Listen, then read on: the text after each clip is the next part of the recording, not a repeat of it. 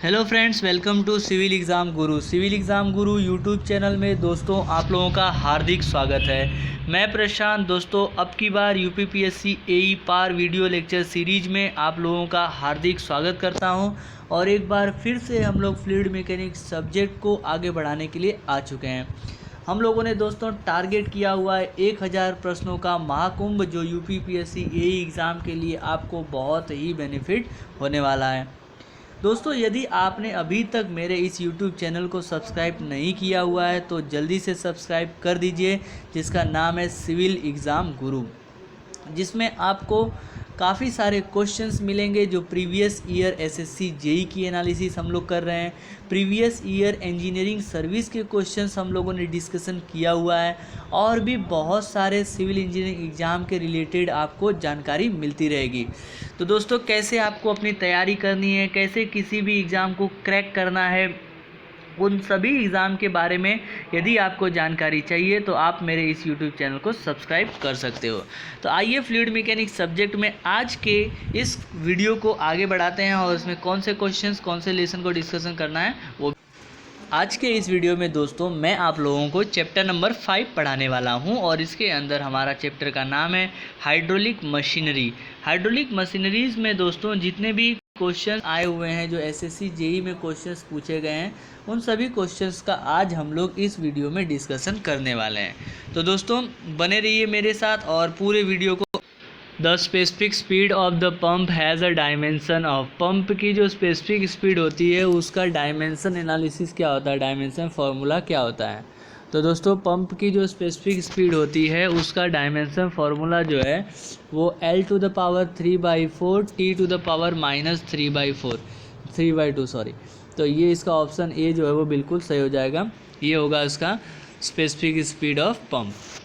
Next question की बात करते हैं, question number 2। The net head on the turbine is given by. Turbine के ऊपर जो नेट हेड एच है वो उसके अंदर क्या होता है, तो gross head plus head due to friction, gross head minus head due to friction, gross head plus v²/2g, minus head loss due to friction, none of the above. तो answer जो दोस्तों हो जाएगा, नेट हेड जो होता है वो gross head minus head loss due to friction की वजह से होता है। टरबाइन के अंदर जो नेट हेड होता है वो gross head minus head loss due to friction. Friction loss जो है वो हेड लॉस जो है फ्रिक्शन की वजह से, और उसमें ग्रॉस हेड को माइनस कर देंगे तो हमें नेट हेड मिलता है। Next, a surge tank is provided in a hydro power scheme to. Hydro power जो एनालिसिस होती है, हाइड्रो पावर सिस्टम जो होता है उसके अंदर सर्ज टैंक जो होती है वो किसके लिए प्रोवाइड करते हैं। क्या हम उसमें reduce water hammer pressure, water hammer pressure को रिड्यूस किया जा सकता है। रिड्यूस फ्रिक्शनल लॉस, क्या हम लोग फ्रिक्शनल लॉस को रिड्यूस कर सकते हैं। इंक्रीज द नेट हेड, क्या नेट हेड को बढ़ाया जा सकता है। स्ट्रेंथन द पेनस्टॉक, क्या पेनस्टॉक को मजबूती प्रदान करने के लिए किया जाता है। तो मेन जो है सर्ज टैंक का फंक्शन है दोस्तों, रिड्यूस वाटर हैमर प्रेशर। जो पानी की वजह से पाइप के ऊपर जो इफ़ेक्ट आता है, अचानक से वॉल को क्लोज़ करने या ओपन करने की वजह से पाइप के अंदर जो हैमरिंग इफ़ेक्ट होती है उसको रिड्यूस करने का काम जो है वो सर्ज टैंक करता है। Next, typically a hydro electric plant will have following hydraulic machine. एक हाइड्रो इलेक्ट्रिक प्लांट जो है उसके पास किस प्रकार की हाइड्रो इलेक्ट्रिक मशीन होती है।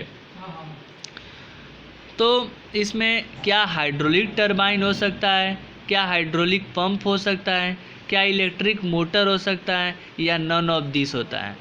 हाइड्रो इलेक्ट्रिक प्लांट के अंदर किस प्रकार की हाइड्रोलिक टरबाइन होती है।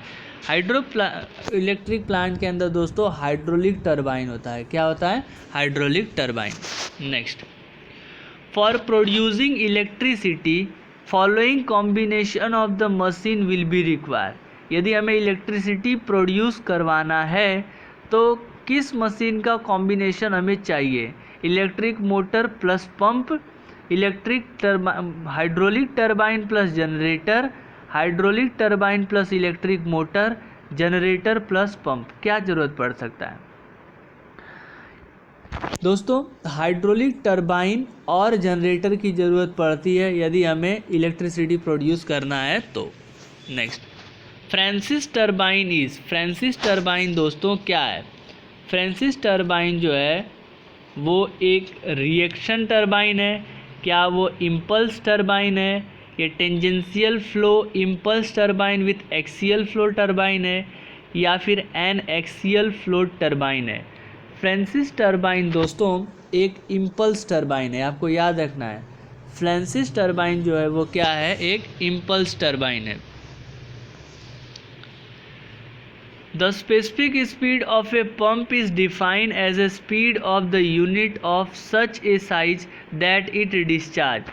Specific speed pump की जो एक ऐसी स्पीड होती है जो यूनिट ऑफ सच साइज इस प्रकार की होती है कि जो डिस्चार्ज को क्या करे? Unit discharge at a unit power, unit work at the unit head loss, unit discharge at the unit head, unit volume at the unit time. क्या हो सकता है? तो आंसर दोस्तों हो जाएगा unit discharge with unit head. Specific speed of a pump का मतलब है कि unit discharge with at a unit head. Okay, next question की तरफ बढ़ते हैं। उम्मीद करता हूँ दोस्तों आप लोगों को समझ में आ रहा होगा। यदि किसी भी प्रकार का डाउट है तो आप कमेंट बॉक्स में कमेंट करके अपने डाउट को क्लियर कर सकते हो। Gradually varied flow is, gradually varied flow क्या है? स्टेडी यूनिफॉर्म फ्लो है, स्टेडी नॉन यूनिफॉर्म फ्लो है, अनस्टेडी यूनिफॉर्म फ्लो है, अनस्टेडी नॉन यूनिफॉर्म फ्लो है। तो ग्रेजुअली वेराइड फ्लो जो दोस्तों वो है स्टेडी नॉन यूनिफॉर्म फ्लो। क्या है?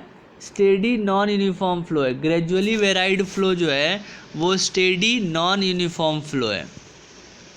नेक्स्ट क्वेश्चन की तरफ बढ़ते हैं। The depth of water below the spillway and after hydraulic jump are 1 meter and 6 meter respectively.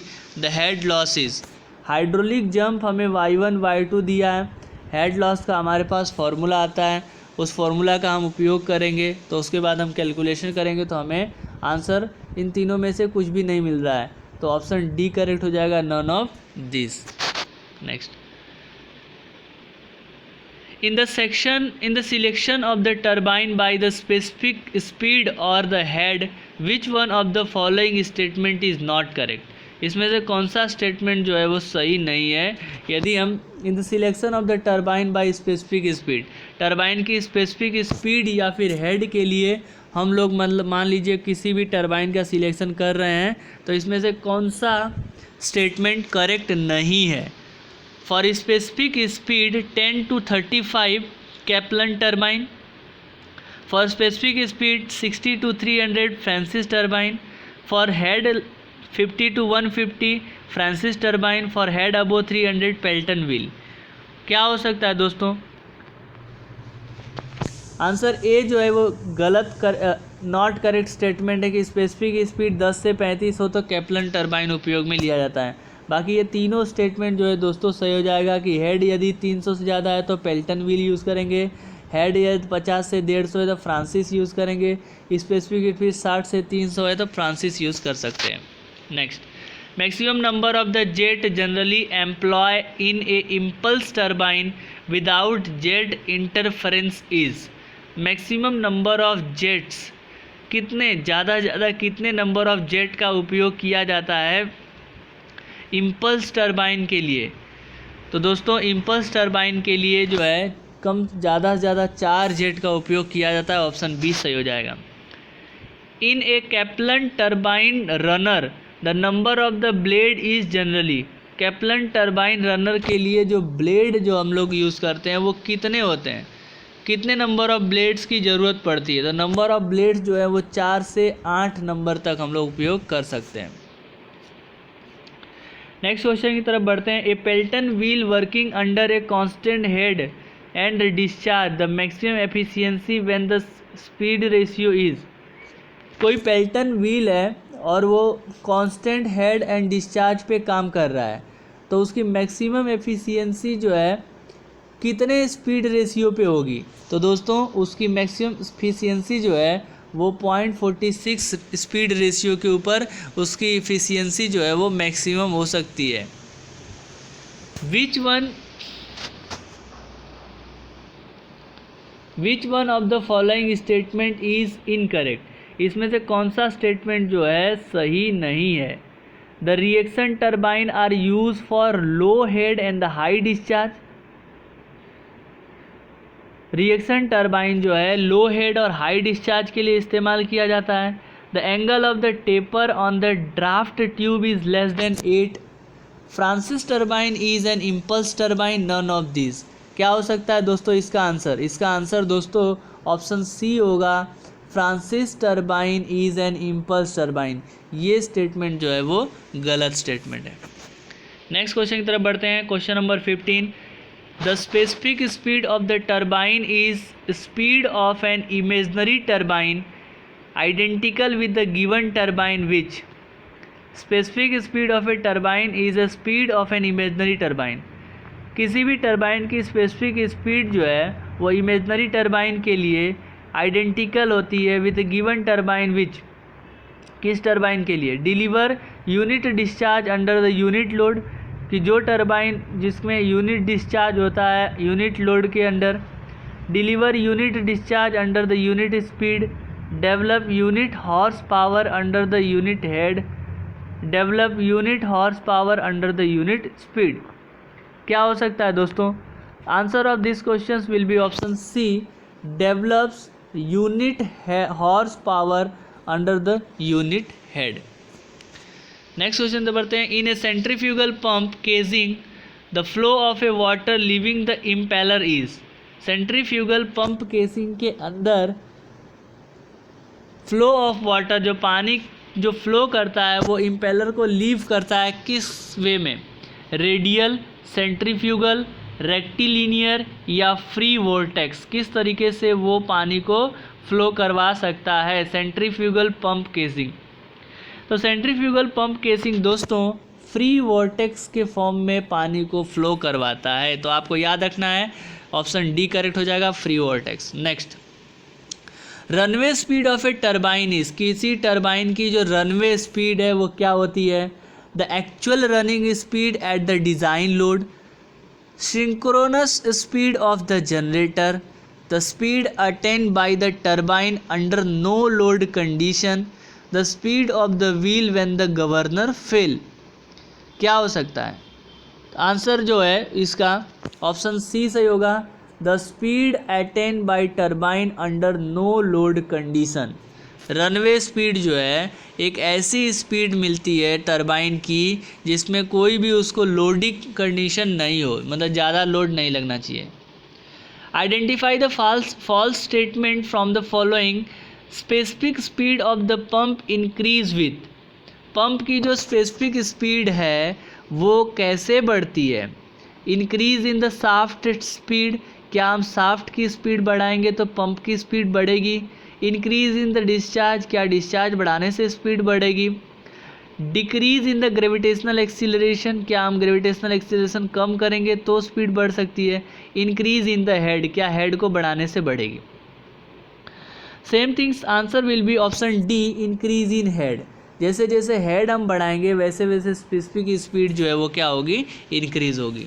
Next, by which of the following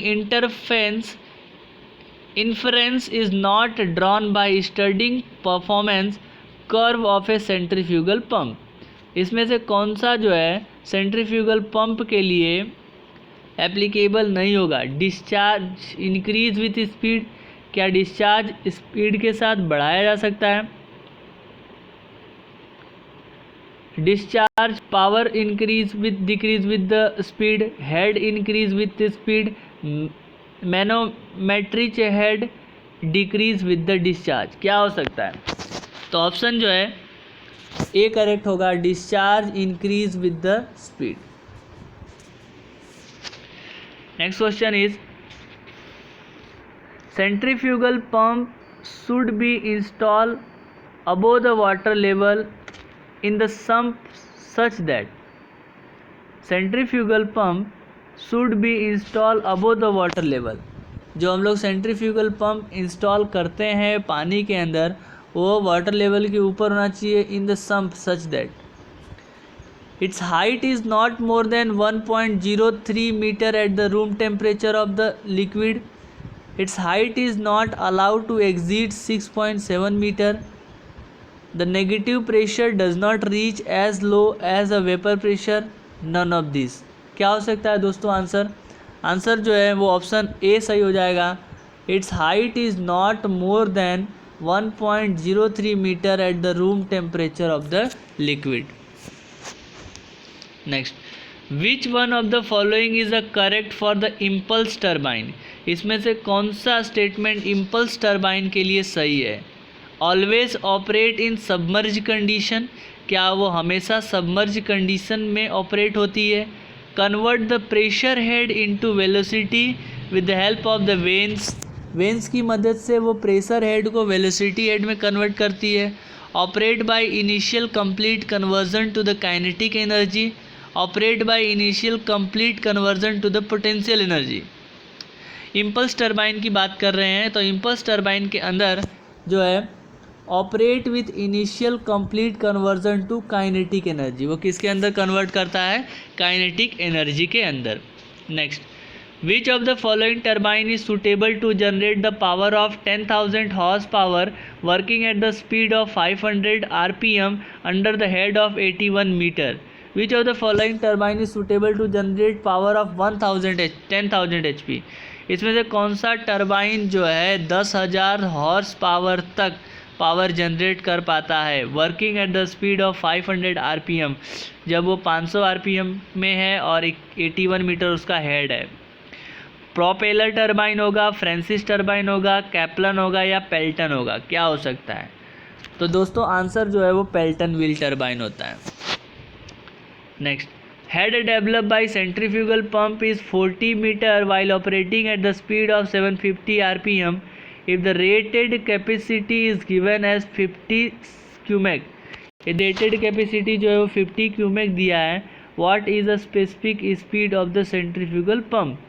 centrifugal pump की स्पेसिफिक स्पीड का formula लगाने के बाद दोस्तों मैंने जब कैलकुलेट किया है तो मुझे मिल रहा है 333। ऑप्शन सी बिल्कुल सही हो जाएगा। Power of the pump is given as 30 HP। यदि किसी पंप का पावर 30 HP दिया है, what is the equivalent power express in the what? तो 1 HP 746 वाट होता है, मल्टीप्लाई कर दीजिए 746 से तो आपको आंसर मिल जाएगा। आंसर जो है उसका ऑप्शन सी सही हो जाएगा, 25,742। नेक्स्ट क्वेश्चन की बात करते हैं। A turbine generate the power of 150,000 kilowatt while working at the speed of 300 RPM at the head of 100 meter. What is the specific speed of the turbine? Same things पूछा है दोस्तों previous question के जैसा। किसी turbine की specific speed जो है वो कितनी हो सकती है, तो इसको हम कैलकुलेट करेंगे तो आंसर हमें मिलता है, इसका भी ऑप्शन सी है, 367 के करीब। Which of the following statement is correct to maximize the efficiency of a all reaction turbine? इसमें से कौन सा स्टेटमेंट सही है जो हम लोग किसी भी रिएक्शन टर्बाइन की एफिशिएंसी बढ़ाना चाहते हैं? तो angle of absolute velocity vector at the outlet is 90 degree, blade angle is 90 degree at the inlet, blade angle is 90 degree at the outlet, guide vanes angle is at the 90 degree. क्या हो सकता है? तो इसका answer जो है option A सही है, angle of absolute velocity vector at the outlet is 90 degree. Which of the following statement is correct? इसमें से कौन सा स्टेटमेंट जो है वो सही है? कौन सा स्टेटमेंट इसमें से सही है? Pump connected in parallel are used to boost the head whereas pump operating in the series boost the discharge. जो हम लोग यदि पंप को पैरेलल कनेक्ट कर देंगे तो वो हेड को बढ़ाता है, और यदि वो सीरीज में कनेक्ट करेंगे तो वो डिस्चार्ज को बढ़ाता है। क्या ये सही है? Pump operating in series boosts the head whereas pump operating in parallel boosts the discharge. Pump either in the parallel or the series always boosts the discharge only. Pump either in the parallel series always boosts the head only. क्या हो सकता है? Answer जो है option B सही है दोस्तों, pump operating in series boost the head. यदि पंप जो है सीरीज में लगा हुआ है तो हेड को बढ़ाएगा, where the pump operating in parallel boost the discharge, और जब वो पैरेलल लगा होगा तो वो डिस्चार्ज को बढ़ाएगा। आगे की तरफ बढ़ते हैं दोस्तों। Next question is question number 28। Draft tube at the exit of A reaction turbine use for hydroelectric project is. Draft tube at the exit of reaction turbine, reaction turbine के एग्जिट पार्ट में बाहर के हिस्से में जो draft tube लगा रहता है, तो फॉर हाइड्रोइलेक्ट्रिक प्रोजेक्ट इज, क्या किसके लिए वो लगाते हैं? अबो और below the water surface depend on the unit speed of the turbine, always above the water surface, always immerse in water, may either be below और अबो द वाटर सरफेस। क्या हो सकता है, किसके लिए हम लोग यूज़ करते हैं?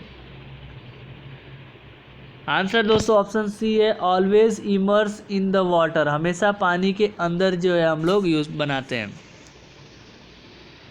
In hydel system a 4 bay is use at the junction of, hydel system के अंदर 4 बे जो है किसके जंक्शन पे लगाते हैं? पेनस्टॉक एंड टरबाइन के, power channel and the penstock, power channel and the tail race channel, tail race channel and the penstock. किसके कहाँ पे, किसके जंक्शन पे हम लोग जो है 4 बे लगाते हैं? तो 4 बे जो है दोस्तों वो हम यूज़ करते हैं tail race channel and the penstock, tail race और पेनस्टॉक के जंक्शन पे हम लोग लगाते हैं। Next, what is the specific speed of centrifugal pump which has a rated capacity of 44 cumec and head of 36 meter when operated at the speed of 725 rpm? What is the specific speed of centrifugal pump? Centrifugal pump की specific speed कितनी होगी दोस्तों? यदि उसकी rated capacity 44 cumec है, head जो है वो 36 है और उसकी स्पेसिफिक स्पीड जो है वो 725 rpm है। आंसर जो है दोस्तों इसका ऑप्शन सी जो है वो सही हो जाएगा, 327। Next, the last questions of this chapter, if the two exactly same pump are running at the same speed and they lift the water at the head of 20 meter and 30 meter respectively, what is the diameter of impeller of a second pump if the diameter mm of a impeller of the first pump is 500 mm? तो option C जो है वो सही हो जाएगा, 612.5। इस तरीके से दोस्तों हम लोगों ने 31 क्वेश्चंस इस वीडियो लेक्चर में देख लिया हुआ है। आने वाले लेक्चर्स में मैं कोई दूसरा सब्जेक्ट आपके लिए लेके आऊँगा। इस सीरीज के अंदर एसएससी जेई का हम लोगों ने पेपर सॉल्यूशन में सॉइल मैकेनिक्स कंप्लीट कर लिया है, बिल्डिंग मटेरियल पूरा कर लिया है, कंक्रीट टेक्नोलॉजी पूरा कर लिया है और आज हमने फ्लूइड मैकेनिक्स भी कर लिया है। आगे की बात करेंगे दोस्तों, शायद हम लोग सर्वेइंग लेके आएंगे, सर्वेइंग आपके लिए लेके आऊँगा, सर्वेइंग के क्वेश्चंस हम लोग डिस्कशन करेंगे। ठीक है दोस्तों, तो thank you very much for watching this lecture. Keep watching, keep sharing, और यदि आपको कुछ नहीं समझ में आ रहा है, किसी भी प्रकार की सजेशन आपको चाहिए, तो आप जो है बेझिझक मुझे कमेंट बॉक्स में कमेंट कर सकते हो, पूछ सकते हो।